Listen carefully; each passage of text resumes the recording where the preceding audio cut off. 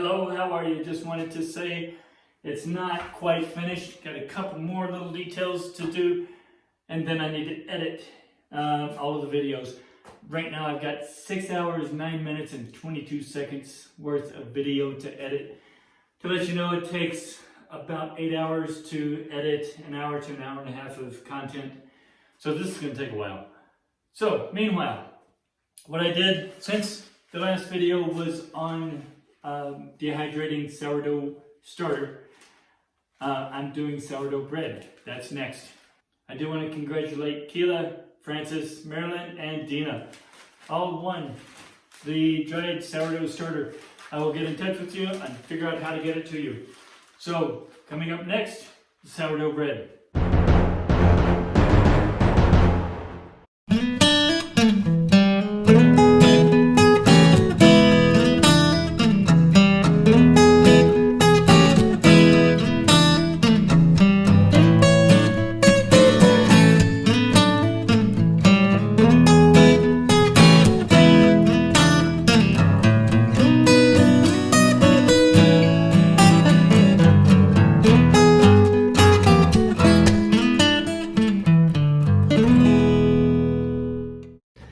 So this is the way it should look, okay?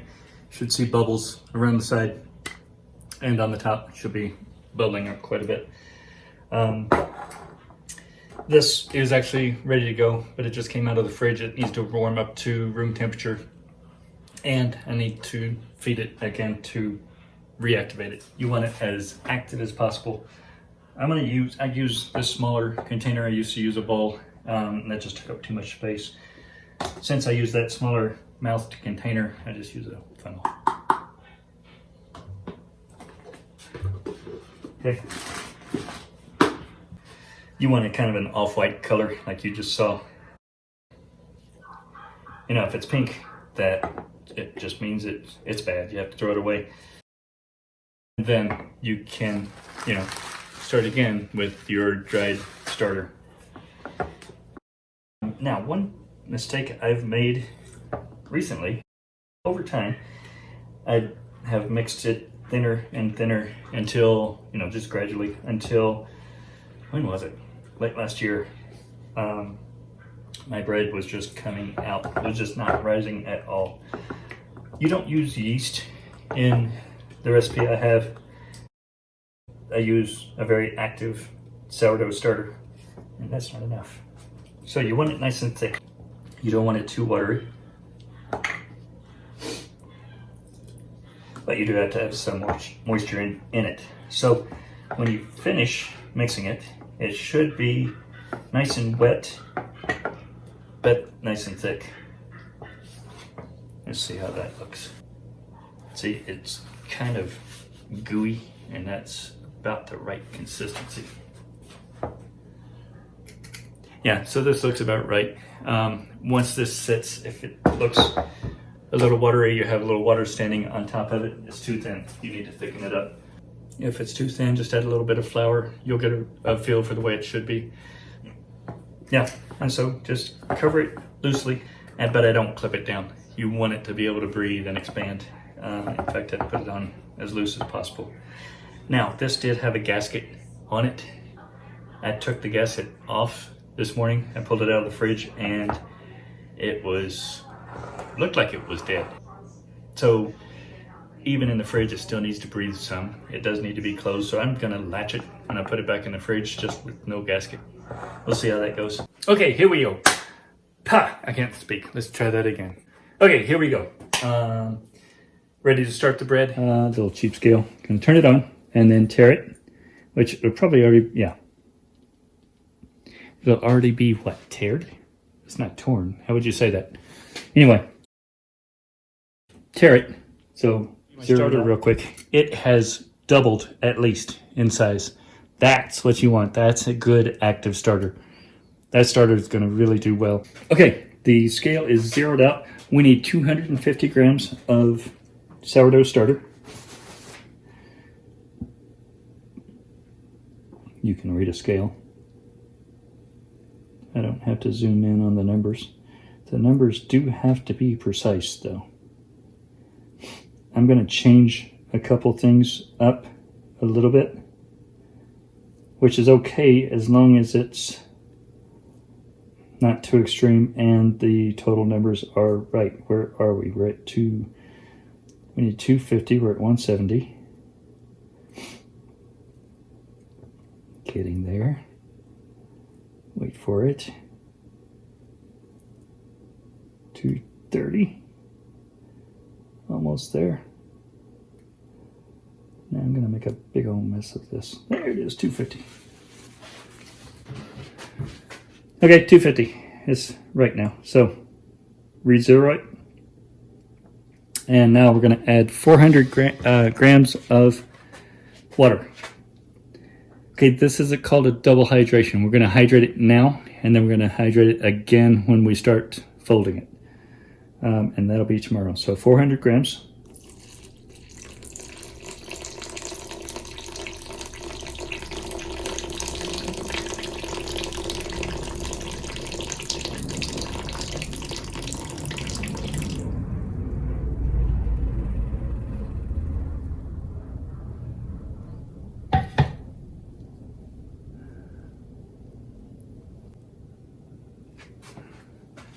Okay, we are at 217. Whoops, slow down.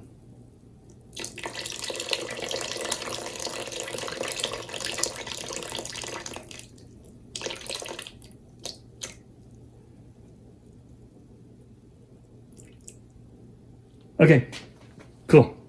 400 grams. You want this pretty precise. Now, ready to start mixing. So at this point, you can use a whisk just to mix the water and starter, nothing else. Once you start putting the flour in, then it's just going to get clogged. I recommend, well, my wife got me this great bread whisk for my birthday. You can either do that or a fork would be fine too. Just, whip it up with a fork, that would be fine.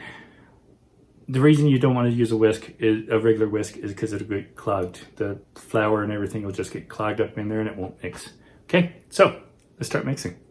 Okay, this is just the starter and water. The recipe calls for 25 grams of whole wheat flour, 25 rye, 350 grams of all-purpose flour, and 350 grams of bread flour.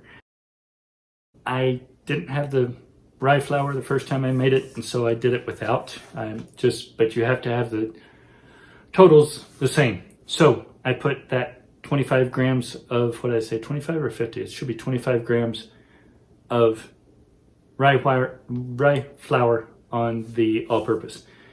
So I did 375 instead of 350. Wow, I'm making that confusing. Anyway, as long as the total is right, you can vary this a little bit, okay? I don't recommend doing a bunch of changes though. So now that I've made this the most confusing thing in history, I am going to start adding flour. Where is my whole wheat? I am reaching across in front of the camera, and I am okay with that. So I'm adding 25 grams.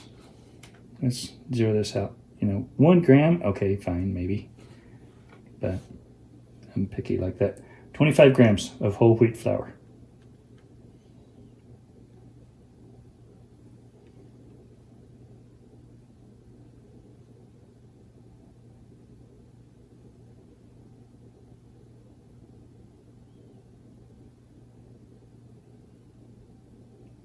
Give it a second. There we go. 25 grams of whole wheat. Now come on, be nice. Okay, 25 grams. Oh, wait, it's gonna take more than that. There we go. 134. And I wait until I get it all in there to mix it. Just a little bit. 275. Okay. 375 grams of all-purpose. So let's see, we got the whole wheat flour, Got the all-purpose flour. I'm not doing the rye. So now we need 350 grams of bread flour. This is just bread flour I have in storage. I stored in bulk.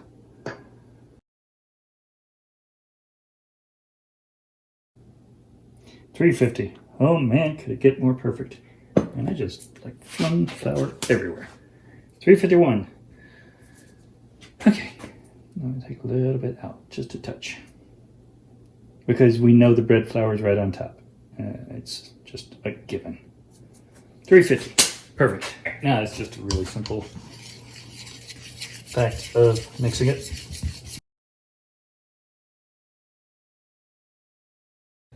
So, want to get all the dry flour. Am I pulling this too far over? Sorry, I gotta check the camera. Yeah, you can see it. So, get all the dry flour in. It's really sticky on top, really dry on the bottom, so we mixed it as much as I could with the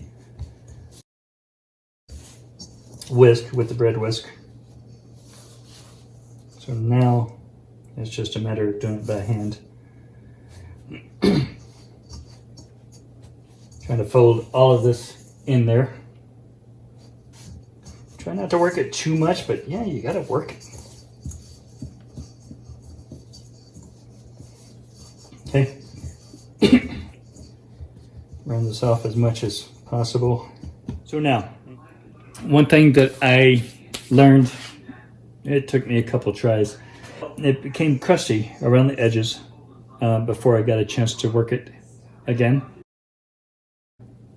And that was, in my opinion, because air got in around it. So what I started doing is spraying, a good healthy amount of water on it to hopefully seal the edges. And it kind of seems like it worked. Hang on, because I did the plastic as well before. So a couple little spritz on the plastic, because you're not trying to make it stick to the bowl. You're trying to make it stick to the bread or the dough. Okay, so push it down, don't cover it. You don't want any air to get in there. So push it down around it, all the way around. And there. So now that can set for 12 hours, at least 12 hours, but up to 3 days. So I'm gonna work it again, probably tomorrow evening, but sometime tomorrow. And I will be back to show you the next process. See ya. Now, just pulled the sourdough out of the refrigerator. It's been sitting in there since the night before last, so 2 days, 48 hours. You can let it sit up to 3 days. So at least 12 hours, up to 3 days in the refrigerator. Now I pulled it out, set it in the coolest room of the house for about an hour, and then we'll start to process it. Okay, next step on the bread. We're going to add salt and water. This is our second hydration to the dough, and then we're gonna fold it in. Now we're gonna do this every half an hour for about 3 hours. You want to keep the dough as cool as possible when working with it. You don't want it to break on you. So, flatten it out a little bit.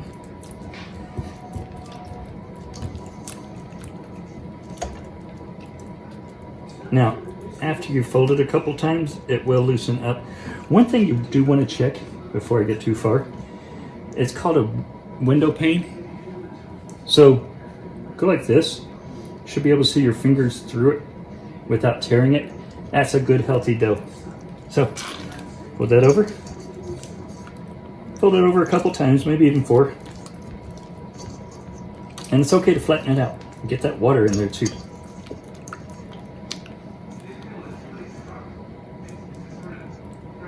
Okay. And fold it halfway over. Fold it completely over on itself. I should have gone a little bit further. Let me get down on it. There we go. So take a look at this. Very little water right in here. So it is just about ready to go.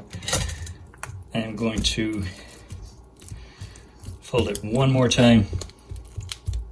Get as much water in there as I can. The more water you get in there, the better. Okay.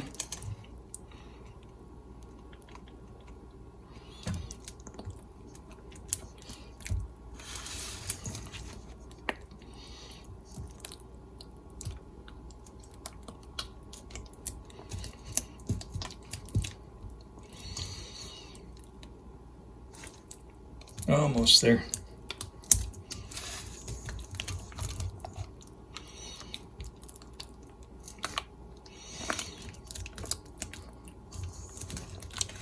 Okay, now turn it back over, smooth side up. Couple imperfections, but honestly, the way it bakes up, you won't be able to tell them most of the time. Okay, that's it. Okay, so that was the last fold. Now, another half an hour, and then we'll be able to start shaping it. I'm going to do a rough shape and then do the final shape on the bread. And then I'm going to use an oval shape. These shapes, the forms are called bannetons. This oval shape is a batard. There's also a round one called a boule. So I'm going to do 2 of those. This batch makes 2 loaves or 3 baguettes. What we need to do is flour the surface generously.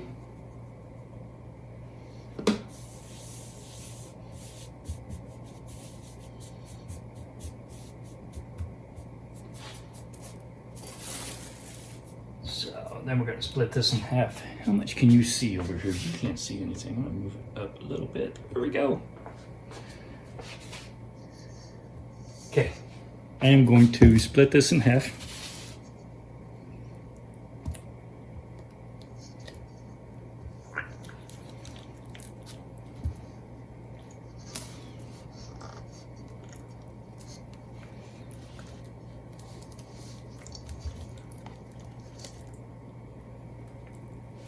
Okay.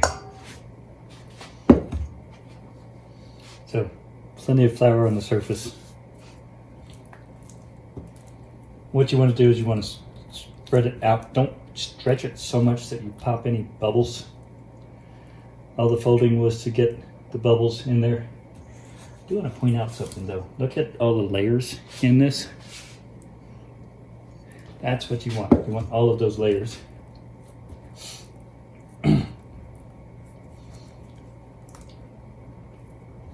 Yeah, this fell apart on me a little bit when I was folding it.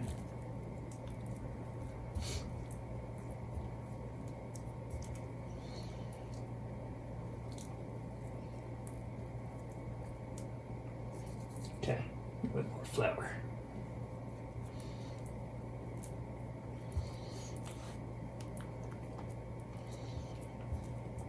Okay.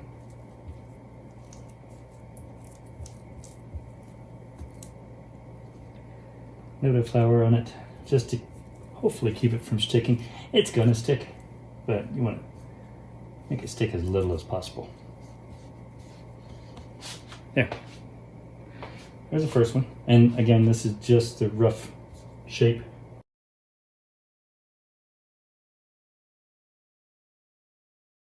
Okay, here we are. Little flour on the subject. So chances are this is stuck down. Just have to take it out. Be careful. You don't want to. You want to avoid popping the air in it. You really want to keep that, maintain that. A lot of people, poke it down or something. That's a different recipe. That's like if you're using yeast.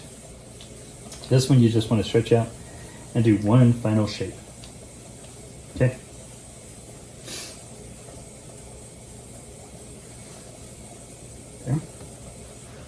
There. So now just, can you see that? Yeah. Just pinch this down right along that opening, that seam. And on the ends, you want to pinch those in.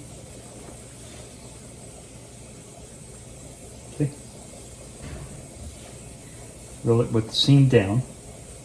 Come on, stay close. So, seam down. Just want to get a good shape, the proper, oblong shape.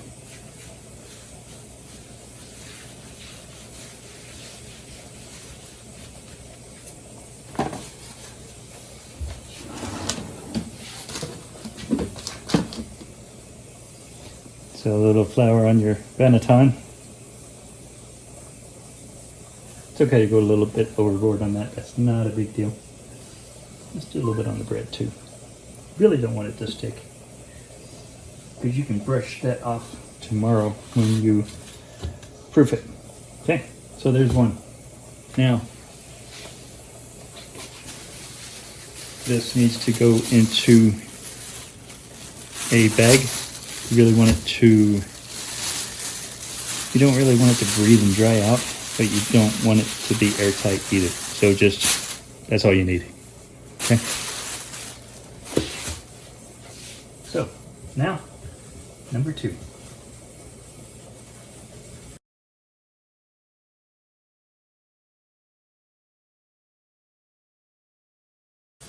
Okay, now these are going to go into the refrigerator overnight. And it is late. It is 1:19 in the morning. I am going to, let's see, I've got a 3 o'clock appointment tomorrow. Be home by 6. Okay, I'll proof it then. Proof it and bake it. So anyway, I'll figure out the time tomorrow and I'll see you then. Okay, one thing I didn't tell you was the roasting pan is what I use to cover the bread. So it is in the oven now. As soon as I turn the oven on, I put that in there so that it can heat up with the oven. I'm not going to show that to you specifically because once I open the oven and put the bread in, I kind of need to work fast. And so I'll just talk through it as I work through that. I just wanted to let you know that. Okay, walking in here from the other room where I had it proofing, I was banging it on the sides.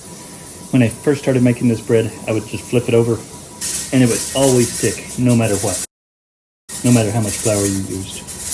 And it would just pull and just deform and just look nasty. So what I started doing is I just started bumping it on my hand.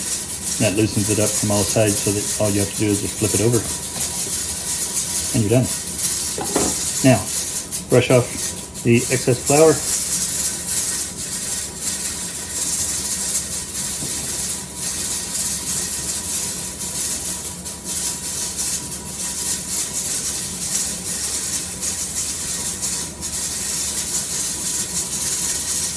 Now, what you want to do is score it like 3 times, and don't be afraid of it. Score it nice and deep. People are just so cautious, overly cautious. Okay, make sure it's wet. And do, whatever shape works. I have gone down the middle, and that just explodes it. Try one with 3 diagonal cuts. There. Like I said, nice and deep. That's the roasting pan I was telling you about. And very quickly, I don't want the oven to cool down much at all. Just hot. Put that right on the pizza stone. You got a spray bottle, and the roasting pan, and spray it.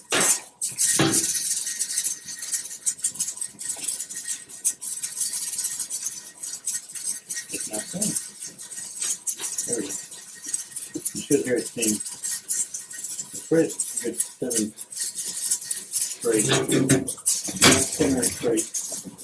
Close it up, and don't ever forget. Turn it down from 500 to 450. So, just a recap. Pulled the roasting pan out that had been in the oven the entire hour that it was preheating. Put the bread in, scored the bread, put it back in, sprayed underneath the overturned roasting pan, put it back in.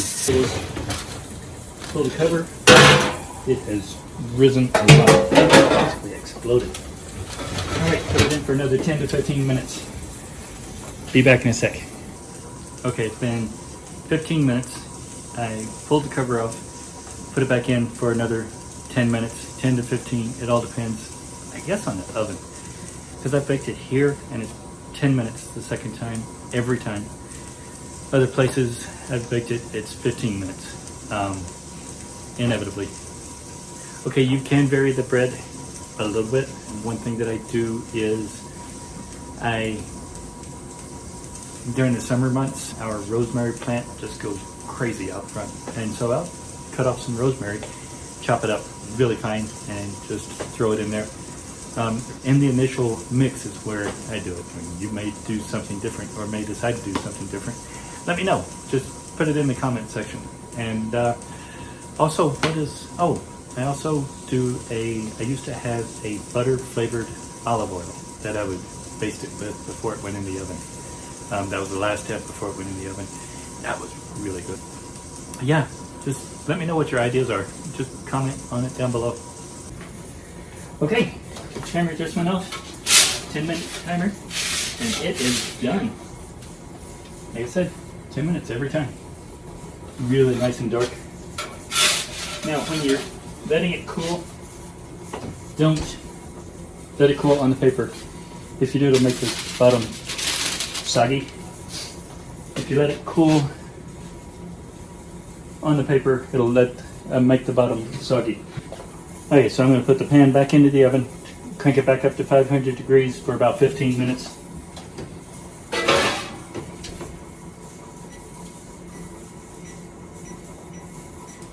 So I put the roasting pan back into the oven, turn the temperature back up to 500 degrees. I'll set a timer for 15 minutes just to get oven and pan back up to the right temperature for the next loaf.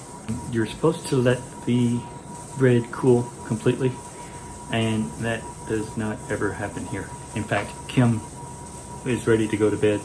She says she's going to stay up for a couple more minutes. I'm going to let it cool for just a couple minutes and then slice it open because it's way too good right out of the oven. I am not going to go through the whole process of baking that second loaf because it's just like the first one. Lather, rinse, repeat. Yeah, but I did give you a couple variations. I said that I might just slice the next one down the middle. I don't know, this one turned out pretty good, so I'll probably do it the same way. So now, let the bread cool completely. Eat it a little bit warm if you want. Only thing I did notice, I cut into it right away. It was out of the oven for less than a minute before I cut into it. And I did notice that it left a little bit of a residue on my knife this time, for the first time. And I wonder if it's just so hot that the steam made any crumbs adhere to it. I don't know. It could be anything.